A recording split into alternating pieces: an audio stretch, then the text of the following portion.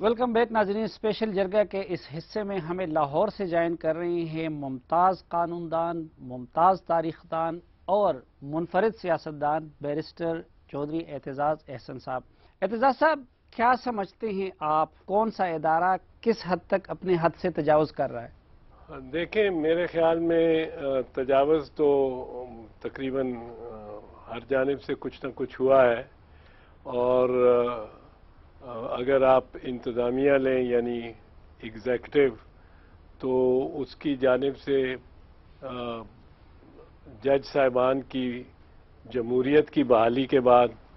جج صاحبان کی بحالی، چیف جسٹس کی بحالی میں تاخیر جو ہے وہ ایک بنیادی تجاوز تھا یا اجتناب تھا اپنے اختیارات کو، آئینی اختیارات کو بروئے کار لانے سے، اس کو بھی آپ تجاوز کہہ سکتے ہیں۔ فوج کی جانب سے آپ جانتے ہیں کہ کئی مرتبہ اس طرح کا تجاوز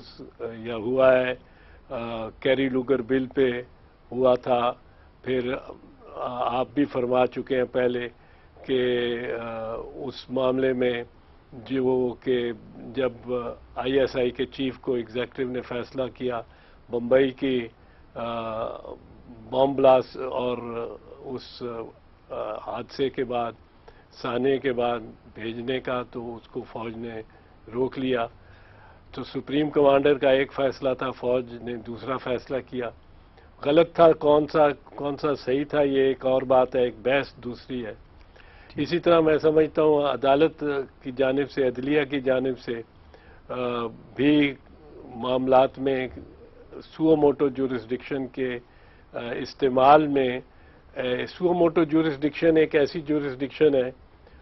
جس کو انگریزی میں اوریجنل جورسڈکشن کہتے ہیں، یعنی وہ پہلے عدالت، سب سے پہلی عدالت ہی سپریم کورٹ ہے اس میں، اور سپریم کورٹ خود ایک معاملے کو اٹھا کے خود ہی اس کا فیصلہ کرتی ہے۔ تو اس سو موٹو جورسڈکشن میں کچھ ایسے فیصلے ہوئے ہیں جن میں پھر اپیل کی گنجائش ہی نہیں ہے۔ اسی طرح بلوچستان کے معاملے میں جو فیصلہ عبوری فیصلہ دیا ہے، اس میں آپ نے فرمایا کہ بلوچستان کی حکومت اور رئیسانی چیف منسٹرشپ جو ہے اس کا آئینی جواز ہی قطعاً نہیں ہے، جبکہ اس کا آئینی جواز سپریم کورٹ نے فیصلہ نہیں کرنا، اس کے آئینی جواز کا فیصلہ اور اس کی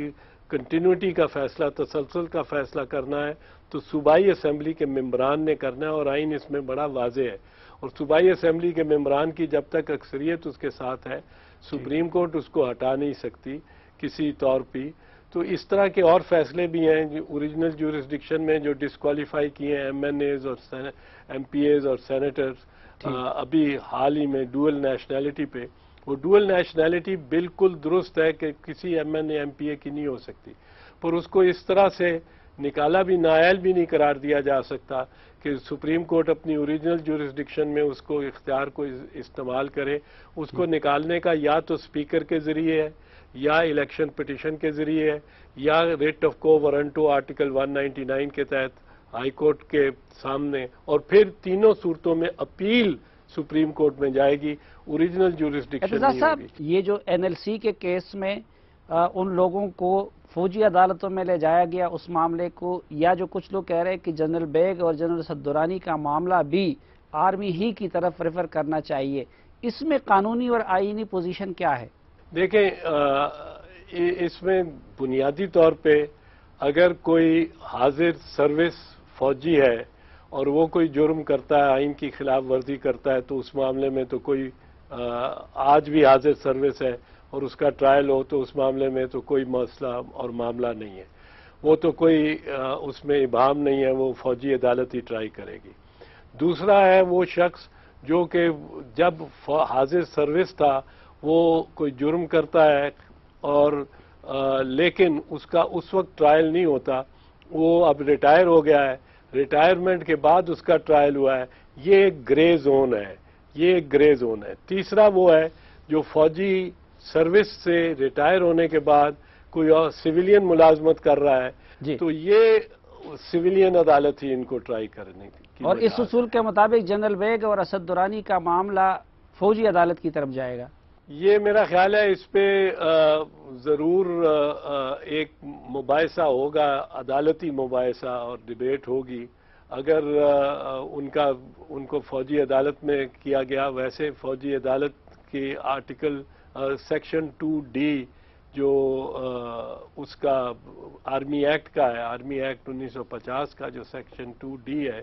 وہ تو سویلینز کو بھی فوجی عدالت کے سامنے کے روبرو ایک طرح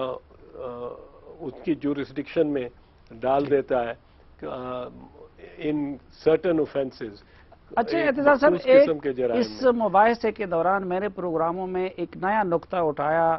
جنرل بیگ نے بھی اور جنرل اسد درانی نے بھی، لافل کمانڈ کا اور ان لافل کمانڈ کا۔ اس میں آئینی اور قانونی پوزیشن کیا ہے کہ کیا فوج کے اندر یا بیوروکریسی میں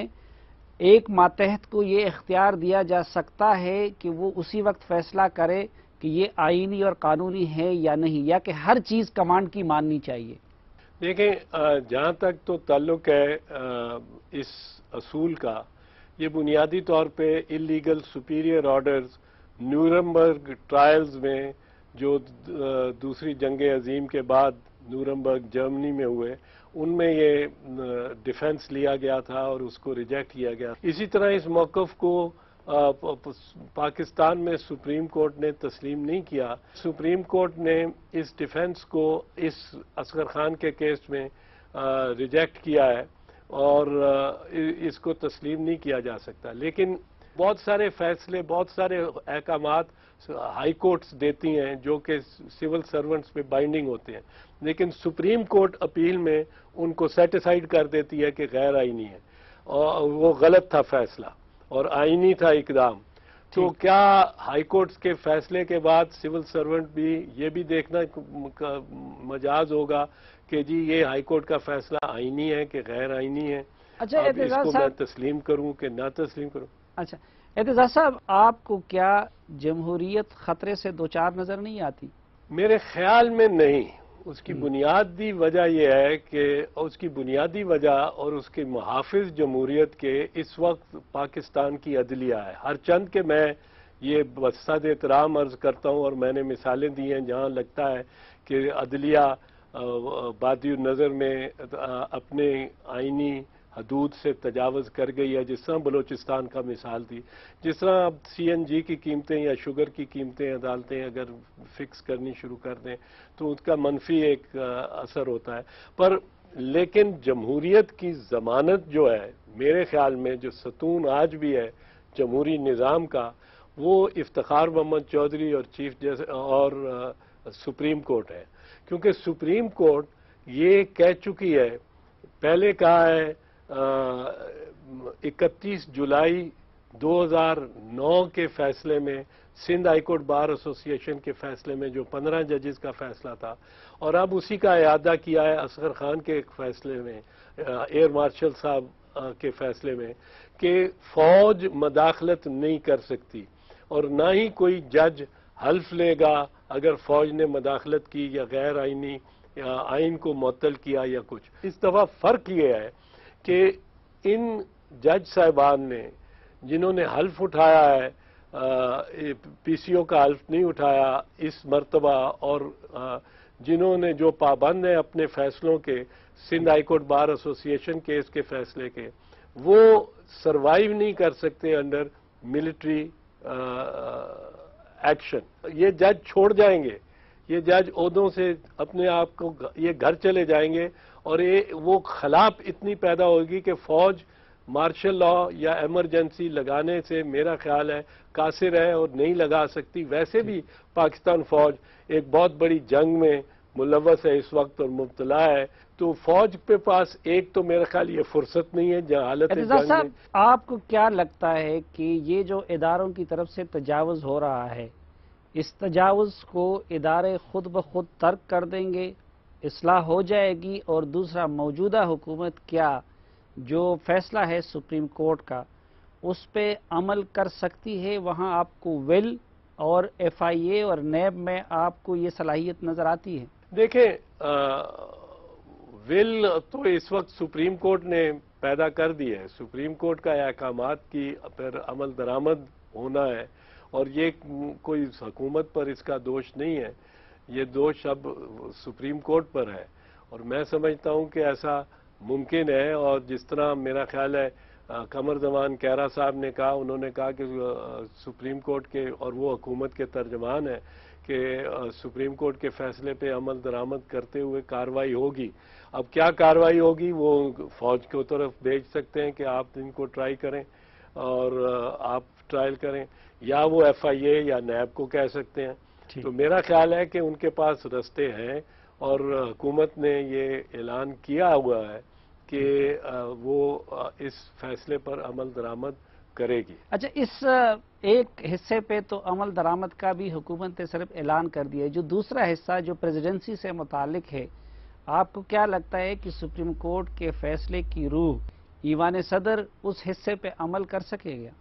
اس فیصلے کا مدعا یہی ہے, پر اس فیصلے کے بارے میں یہ ضرور عرض کروں گا کہ یہ پھر اوریجنل جورسڈکشن میں ہے, جو کہ ایک فائنل ایک حتمی چیز سپریم کورٹ کے لیے اپنے لیے بھی نہیں ہے. نمبر 2, یہ فیصلہ جو ہے اس میں صدر کو کوئی فریق نہیں بنایا گیا, آصف علی زرداری صاحب کو فریق نہیں بنایا گیا. جس طرح وسیم سجاد صاحب پریزیڈنسی کو لاہور ہائی کورٹ کے فل بینچ میں ریپرزینٹ کر رہے ہیں, وہاں سے جو فیصلہ آئے گا, اس سے جو اپیل آئے گی, وہ پھر سپریم کورٹ کو اس کو فیصلہ کرنا پڑے گا. اور وہ چونکہ فریقین کے درمیان ہوگا ایک فیصلہ, ایک پٹیشنر ہے, ایک پریزیڈنسی ہے, تو اس فیصلے کو بائنڈنگ کہا جاتا ہے جب سپریم کورٹ اپیلیٹ طور پہ کرے گی. سپریم کورٹ کے فیصلے کو ایک طرف اگر رکھ بھی دے تو اعتزاز صاحب, کیا آئین یہ تقاضا نہیں کرتا کہ صدر وہ سیاست میں فریق نہ بنے اور اس میں دخیل نہ ہو؟ دیکھیں, ابھی تک جو فیصلہ آیا ہے, ابھی تک جو موجود ہے فیصلہ, وہ فیصلہ ہے عمر عطا بندیال صاحب کے بینچ کا, 5 ممبر کا larger bench, full bench Lahore high court کا. اس میں جو 2-3 باتیں واضح طور پہ کہی گئی ہیں. ایک بات کہی گئی ہے آئین اور قانون کے تحت اور اس کے حوالے سے کہ صدر کے لیے کوئی یہ ممنوع نہیں ہے کہ وہ 2 عہدے کوئی رکھیں. اس میں ممنوع یہی ہے کہ وہ کوئی دوسرا ایسا عہدہ نہ رکھیں جس کی تنخواہ ہو یا جس کی ریمیونریشن ہو, اور اس کے علاوہ کوئی صدر پر ممانعت نہیں ہے کہ 2 عہدے رکھنے کی. دوسرا انہوں نے کہا ہے کہ صدر پر کوئی ممانعت نہیں ہے کہ وہ سیاست بھی کریں. تیسرا انہوں نے کہا ہے, لیکن ان کی خواہش یہ ہے کہ چونکہ پریزیڈنسی ایک پبلک بلڈنگ ہے, ایک قومی اثاثہ ہے اور ایک نیوٹرل پلیس ہے, اس لیے صدر کو عدالت نے کہا ہے کہ ان کی خواہش ہے کہ وہ توقع کرتے ہیں کہ صدر اس کے اندر سیاست نہیں کریں گے. وہ بھی ایک بائنڈنگ فیصلہ ایز سچ نہیں ہے, وہ خواہش اور توقع ہے عدالت کی, جس کا ابھی تک تو یہ فیصلہ سٹینڈ کرتا ہے. اس پہ اپیل سپریم کورٹ میں اگر گئی ہے تو اس کا فیصلہ نہیں ہوا ہے, وہاں اگر گئی ہے تو فریقین بحث کریں گے اور اس معاملے کو ریزالو کریں گے. بہت شکریہ اس دعا کے ساتھ کہ آپ جہاں بھی رہیں خوش رہیں. آج کے جرگے سے اجازت دیجیے. اللہ حافظ.